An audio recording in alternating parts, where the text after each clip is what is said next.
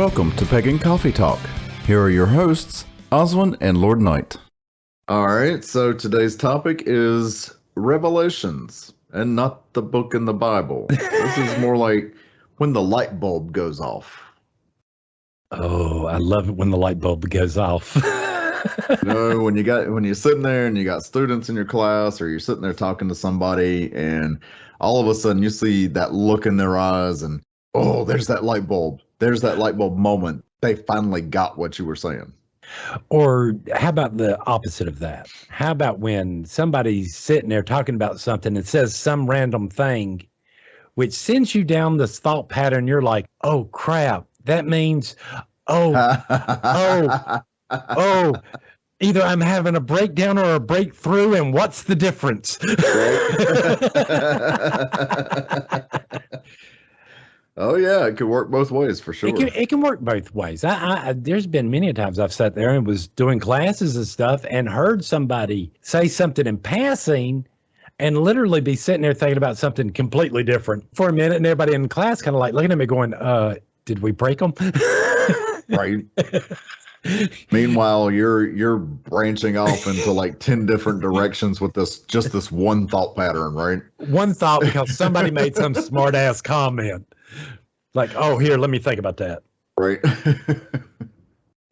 10 minutes later. 10 minutes later. Are you sure we didn't break him? He ain't been moving. Yeah, 10 minutes later, and you're like, oh, sorry. Oh, yeah, I sorry. just had a thought. I had a moment. I had a moment. Please excuse me while I go run my mouth into a recorder right quick. Right? Well, see, and to make it even worse is sometimes these revelations they're wrapped up in those universal mysteries. So it's not like we could turn around and start going, blah, blah, blah, blah, blah, blah, blah, A, B, C, D, E, F, G. Because then their light bulb is going to go out, not pop on or pop off, however you want to say it. It's going to go out, and you're going to get that deer in the headlight look. Like, yeah. You'll be sitting there talking about something, and yes, you will see your students start to be like, oh, wait a minute, what? It's like getting at the end of most of my, a certain set of my classes and finally looking at somebody going, okay, so your problems are caused by you, and I can't fix them. But no, I'm just curious. See, I get that dead silence now. Yeah, pretty much. But in class, you know how many people will look at me going, "You son of a bitch." Right.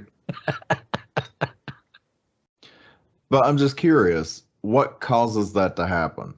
Can we even say what causes that to happen? I've always called them leaps in logic. It's something humanity can do, but I don't think computers will ever be able to do. For some reason, humanity seems to have this ability to put chocolate and peanut butter together and get something new. Okay. You know what I mean? Yeah. There comes a time when we create or suddenly think of concepts and stuff, and this is created by things that might not necessarily have anything to do with one another. But this new idea you have wraps these two ideas that seem to be opposite of one another into one another and make them actually function off of one another. Does that make sense? Yeah, so essentially it's an act of creation. Exactly. I don't know what else to call it, but there's like this mystical thing that seems to happen. You suddenly have this knowledge of something, and it just happened to be triggered by this word or that word or by this situation going on. All right, that makes sense. I have seen a lot of people take classes and listen to what in the world I say, go, yeah, I believe you, blah, blah, blah, and walk out the door. Right. 6 months happens all later, the time. Happens all the time, yeah, whatever, yeah.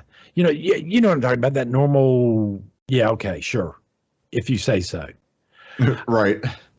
And then these same people will come back 6 months later going, oh, hold on, let me tell you what in the world's been going on. And suddenly this part of my training I put in, and I noticed myself doing this and that and this and that, and started to see where in the world you kept on saying all this stuff works. Right, and it's essentially they've put it all together. They put it all together as that divine revelation.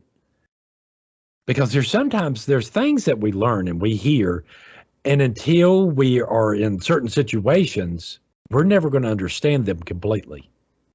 So it becomes that revelation moment where people are sitting there, God smacked, going, what the fuck just happened? Right. And I know it sounds a little, niched and all this other stuff, but the idea there is that these thoughts also come from somewhere else. Does that make sense? Yeah, so basically you're saying that it is like when you're saying divine revelation, it's not a thought that through some leap of logic, like you were talking about earlier, we have come to this conclusion. It's just all of a sudden we come to this conclusion. It's come out of nowhere seemingly. Right. I mean, just like recognizing the theory that the stronger will always prevails in situations, right? Right. And the fact is I can sit here and tell you this happens all the time. Right? Now you listen to this, and then you go to work and you start seeing it actually happen. Your revelation there is, oh, wait a minute. I'm starting to see what he's talking about. I'm starting to see what in the world he's saying. Right. That's more like a progression of events. Yes. All right. So we have several different types of revelations that we've just here in the first less than 10 minutes. We've got a divine revelation. Yeah, we got a divine revelations where it's a thought that comes out of nowhere. There's a leap of logic. Jake, where we're putting two things that seemingly have nothing to do with each other, putting them together and going, here's how in the world this would operate like this. And it work. And then there's the progression of events. Right. Where you've learned something and you think you understand the concept of it until you start to experience it. Are there any other ways that you can think of that these revelations happen?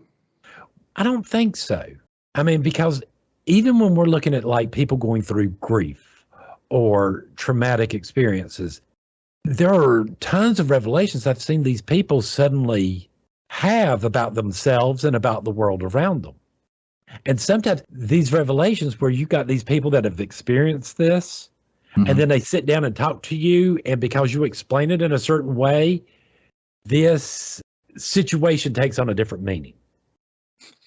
So you think it's possible that for one person to have in any one of these types of revelations and then come back and talk to somebody else and then have another revelation about their revelation? Yes. Because I'll see people, how many times have you seen me do this where somebody goes and does something and me look at them going, then why can't you do this? You just did this and this is how. Yeah. And that there's really no difference between these two situations. And the person sit there going, oh, crap. You're right. So this would be one of those moments where you're having a conversation and you'll be like, you know what? I never thought about it that way. Exactly. It's something that you already know, but now you have a new way of looking at it. You have a better appreciation of it. Okay. Or should I say, or you have a better understanding of this. These moments define us. These are defining moments in our lives. These help define our personality, our way of thinking and viewing the world. I mean, and these revelations like this can happen all the way up to old age. So it could be at any time during your life. I mean, yeah. Even babies have revelations. You can see it when something clicks in their eyes. Well, yeah, or when things don't go the way they think it does. There was an experiment I watched where they took babies and they set up this little scene and they put it in front of them like a little puppet house. In which somebody puts their hand in there and they push a block off a table. And the kids didn't react. They were like, okay, sure, whatever. But because it made it look like the block's floating in air. Okay. Until one of the researchers accidentally did the following. They pushed it off with their finger. The baby could see the hand, and that's it. But after they got it off the table, they withdrew their fingers, and the baby was like, oh, wait a minute. Because in their logic, as long as somebody was touching it, it could float. Mm.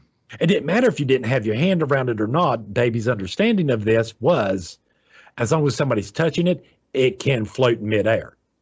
When you're not touching it, oh, wait a minute. So again, think of that revelation to that child. This is now part of their core being as a kid. Right. It's become a belief. It's become a belief. I mean, yes, that belief will change as they get older, realizing, okay, no, you actually got to be gripping it. Right. You can't just hold it up with the palm of your hand or whatever. Right. They'll come to see what reality actually is as far as that goes. Yes. When we do our meditations and stuff like that, there's a point in your meditations if you're doing them daily and you're going through your shit cup, right, and going through your issues, to where in the world you're finally not going to have too many issues to go through. And then you can finally start to learn that phrase that came from The Matrix, where the little boy's sitting there going, oh, don't try to bend the spoon. That's impossible. Instead, realize you're bending yourself. Right. I think that's one thing that a lot of people don't realize. You're not actually. Well, you're changing yourself is what you're doing. Yeah, because when I'm watching this movie and I'm seeing this, I'm like, oh, duh. I mean, this is something we've known, but other people still have problems with this concept. Right. They're still trying to quote unquote bend the spoon. Bend the spoon. Not realizing what they have to do is bend themselves. Does any of this make sense? Yeah. I mean, going with the whole spoon thing, the spoon is just a focal point. It's a representation of you. Right. And that's what you have to realize. Exactly. It's not an actual spoon made of metal. Well, no. And again, we're back to that. The thought there is the emotion. If you're going to do a love spell, you want to create as much love energy as you can. Just like in gasoline, the higher the number, the better the fuel efficiency and all this other stuff. Same thing with magic. The purer that emotion is for what you need it to be for the spell, the better the spell is. Right. You basically have to refine that energy and. Right. And you can't do that if your mind's cluttered or you can't meditate. That's like that. We ran across a woman that sat there and was just like, well, I can't meditate. My answer to her was, you can't meditate because you say you can't meditate. There's the first problem. Right. You've led yourself to believe that's the case, and that's the case. And how you've made it a reality. Right. And we believe this in craft, even in Wicca, they believe this, but yet you're sitting there saying that. That makes no sense to me. You don't see what you're doing to yourself. This to me is not a revelation, but me saying this now might be a revelation to somebody else going, I think I see what he's saying.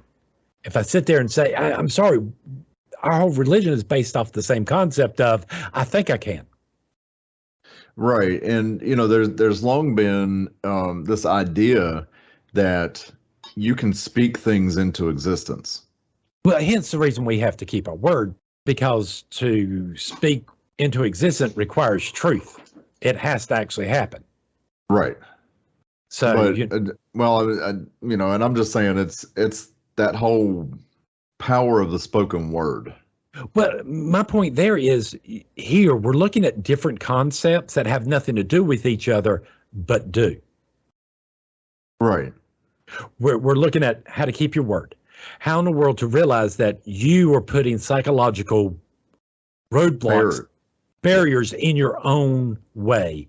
And it's not my fault. It's nobody else's fault. It's your fault. Absolutely.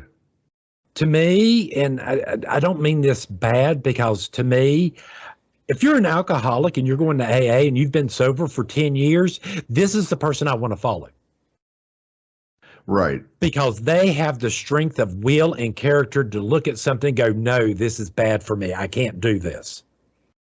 There are no barriers in my way to live the life I want, and me drinking is a barrier.